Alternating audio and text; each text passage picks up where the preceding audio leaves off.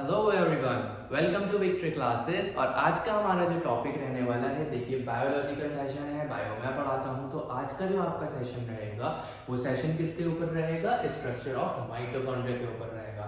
देखो माइटोकॉन्ड्रिया तो हमने बचपन वाली क्लास में बहुत पढ़ लिया, माइटोकॉन्ड्रिया का निकनेम पढ़ लिया। क्या कहते हैं माइटोकॉन्ड्रिया को?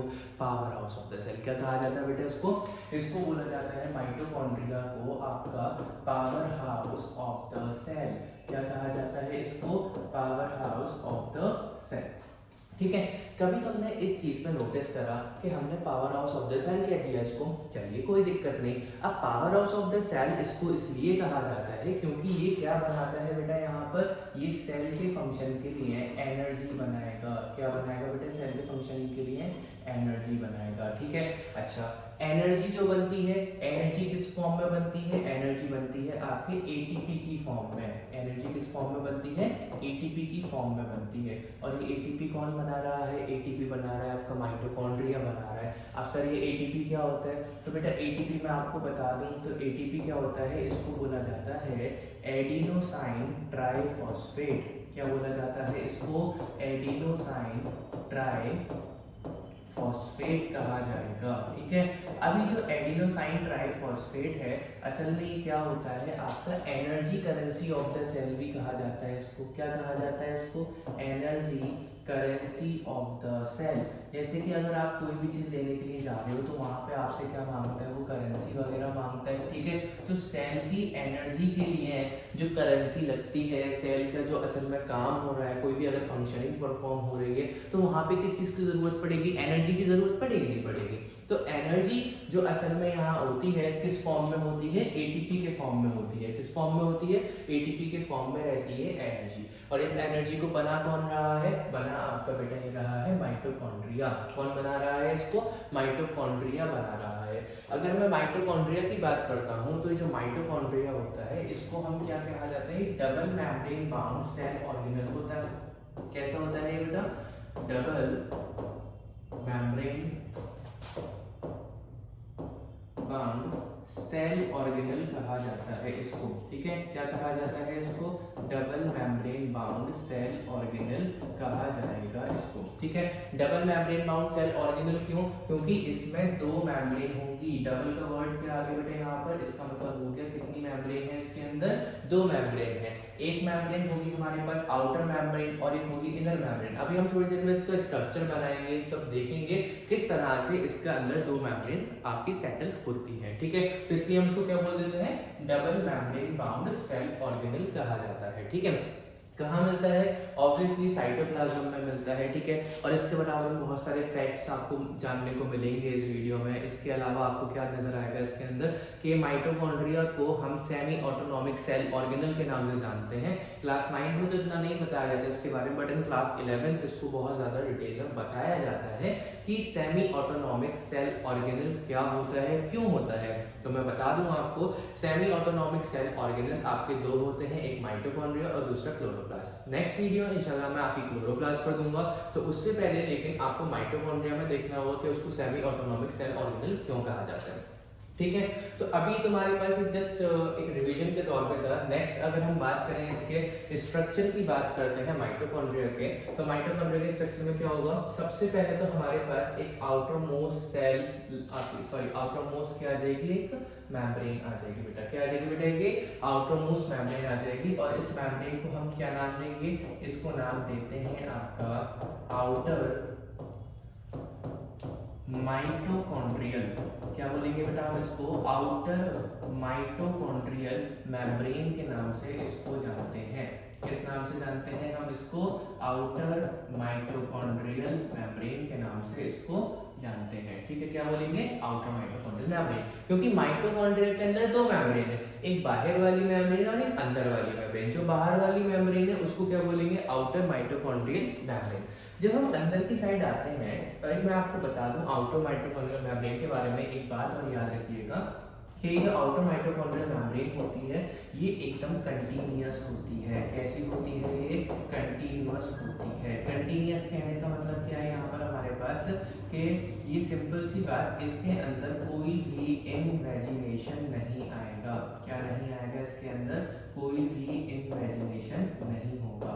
नो इनवेजिनेशंस। ठीक है, अभी बताएंगे इनके बारे में कि इनवेजिनेशंस हमारे पास क्या होते हैं, तो उनके बारे में भी हम अभी बात करेंगे।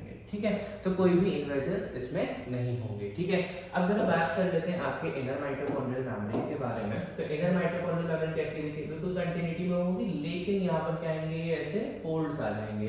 ये फोल्ड्स क्या होते हैं, इनको बोला जाता है क्रिस्टी, या फिर आप इनको कह सकते हो इन्वेजिनेशंस ऑफ इनर माइटोकॉन्ड्रियल मेम्ब्रेन। ठीक है, ये जो ब्लू वाली आपकी लेयर नजर आ रही है, ये क्या है, पूरी आपकी इनर माइटोकॉन्ड्रियल मेम्ब्रेन कहलाती है। क्या कहलाती है आपकी, ये इनर माइटोकॉन्ड्रियल मेम्ब्रेन कहलाएगी। ठीक है, ये हो जाएगी आपकी इनर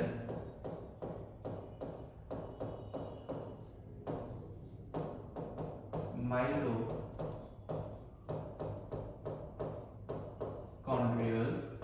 मेम्ब्रेन। ठीक है, क्या कहलाएगा बेटा, ये आपका इनर माइटोकॉन्ड्रियल मेम्ब्रेन कहलाएगा। ठीक है, कोई डाउट जब तक? ठीक, इसको हम क्या बोल देंगे, इनर माइटोकॉन्ड्रियल मेम्ब्रेन कह देते हैं। इनर माइटोकॉन्ड्रियल मेम्ब्रेन की अगर बात करें तो इनर माइटोकॉन्ड्रियल मेम्ब्रेन के अंदर आपको क्या नजर आते हैं, इनवेजिनेशंस नजर आते हैं। क्या नजर आते हैं आपको इनके अंदर, इनवेजिनेशंस नजर आएंगे। ठीक है, और ये जो इनवेजिनेशंस होते हैं, इन इनवेजिनेशंस को हम क्या कह देते हैं, इनवेजिनेशंस को बोल दिया जाता है क्रिस्टी। क्या बोल दिया जाएगा इसको, इसको बोल दिया जाएगा क्रिस्टी।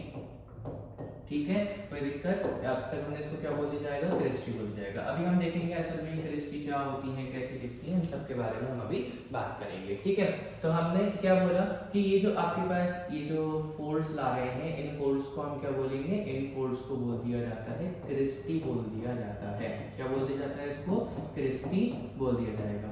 अभी क्रिस्टी को आप कंपेयर कर सकते हो सेम इस तरह से, जैसे कि फॉर एग्जांपल आप अभी सर्दियाँ चल रही है, तो उसमें क्या है कि आपके मान लो ब्लैंकेट, आप सोने के लिए लेटे, ब्लैंकेट थे, एकदम प्लेन ब्लैंकेट था, बट जब आप सो गए तो आपने क्या देखा, ब्लैंकेट पे फोल्ड्स आ रहे हैं। ब्लैंकेट से क्या आते हैं बेटा, फोल्ड्स आते हैं। वो जो फोल्ड्स आपको नजर आते हैं, जिस तरह से नजर आते हैं, तो वो फोल्ड्स क्या कर रहे हैं, वो फोल्ड्स असल में उनको क्या बोल दिया हमने, क्रिस्टी बोल दिया है। क्या बोल दिया हमने उसको, क्रिस्टी।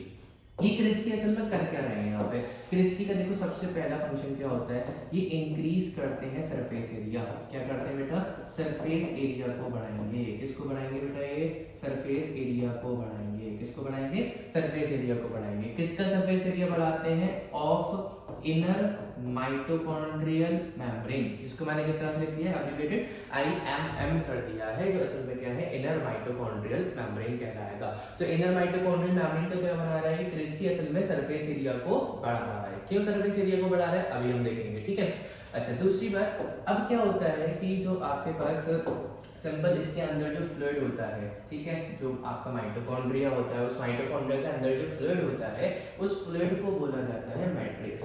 क्या बोला जाएगा बेटा उसको, उसको बोला जाता है मैट्रिक्स। ठीक है, तो मैट्रिक्स आपका क्या हो जाएगा, फ्लूइड इनसाइड द माइटोकॉन्ड्रिया। क्या हो जाएगा, ये फ्लूइड इनसाइड माइटोकॉन्ड्रिया। ठीक है,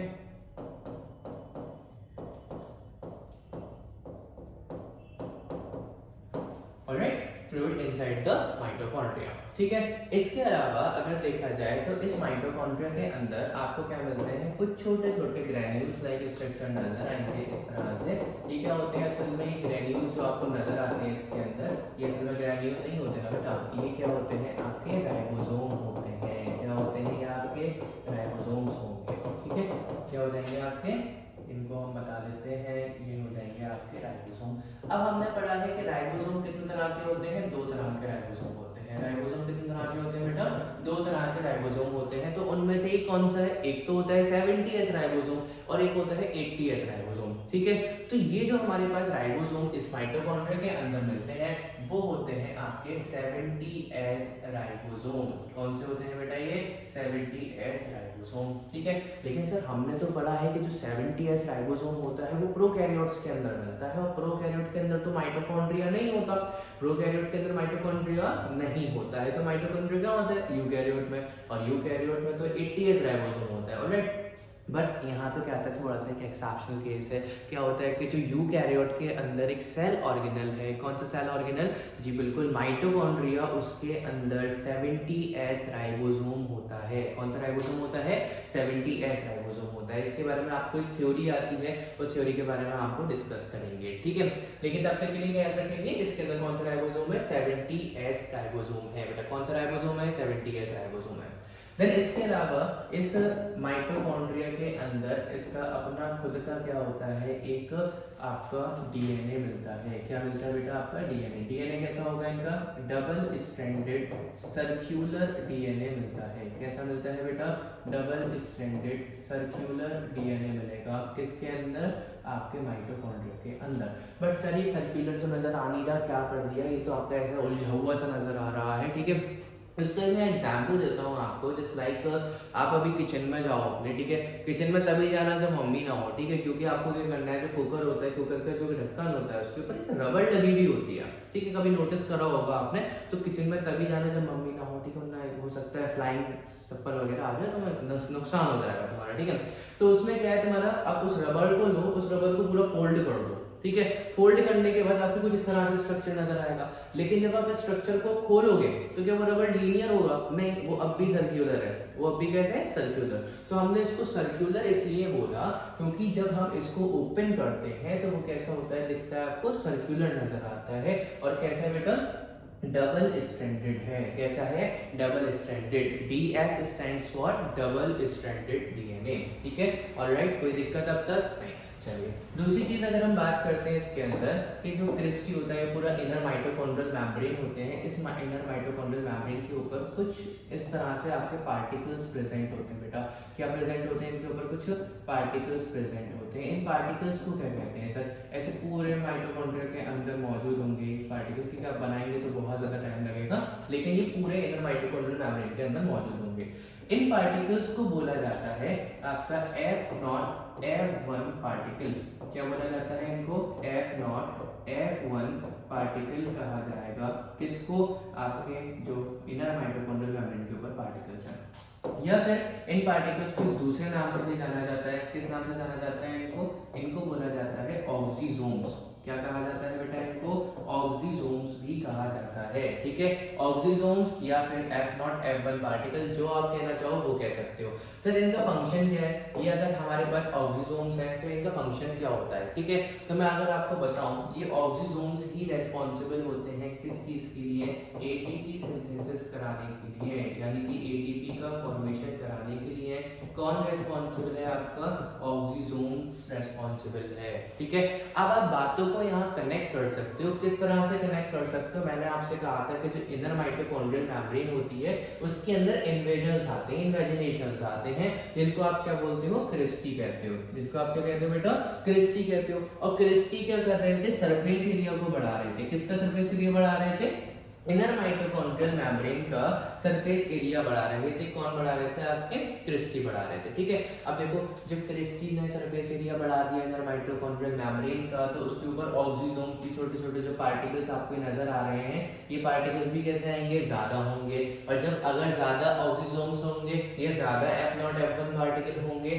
तो ATP का सिंथेसिस भी क्या होगा बेटा, ज्यादा होगा। ATP का सिंथेसिस भी क्या होगा, ज्यादा होगा। तो अभी ये तुम्हारे पास क्या था, एक लोअर लेवल पर आपका माइटोकॉन्ड्रिया का स्ट्रक्चर था, लेकिन इसके अलावा भी बहुत सारी बातें आती हैं। लेकिन in class 11 as well as class 9 दोनों के लिए इतना सफिशिएंट रहता है माइटोकॉन्ड्रिया का स्ट्रक्चर, ठीक है। तो अभी हमने क्या देखा, mitochondria double membrane bound cell organelle था।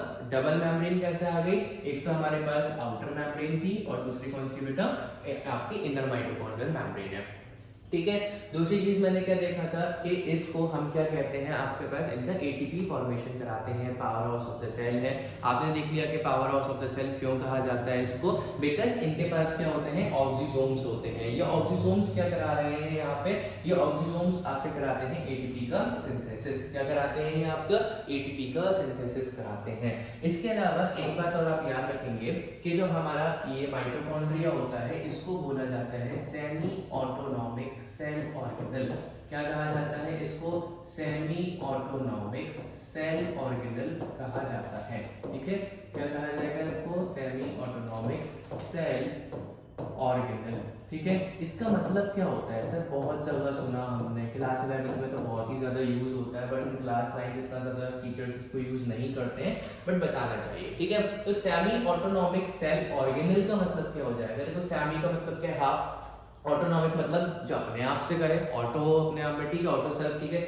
तो उसका मतलब क्या हुआ? एक ऐसा सेल ऑर्गेनल जो अपने आप में खुद पे ही डिपेंड है, मतलब सेल पे डिपेंड नहीं है। फॉर एग्जाम्पल अगर मैं आपसे कहता हूँ ये आपका सेल है, ठीक है, क्या है ये? आपका सेल है, ठीक है, और इस सेल के अंदर जो साइटोप्लाज्म है, और साइटोप्लाज्म के अंदर कहीं ना कहीं एक आपका छोटा सा कौन बैठा हुआ है? ये माइटोकॉन्ड्रिया बैठा है। ठीक है, कौन है बेटा यहाँ पर? ये आपका माइटोकॉन्ड्रिया हो गया। ठीक है, अब अगर मैं बात करता हूँ, ये क्या हो गया आपका?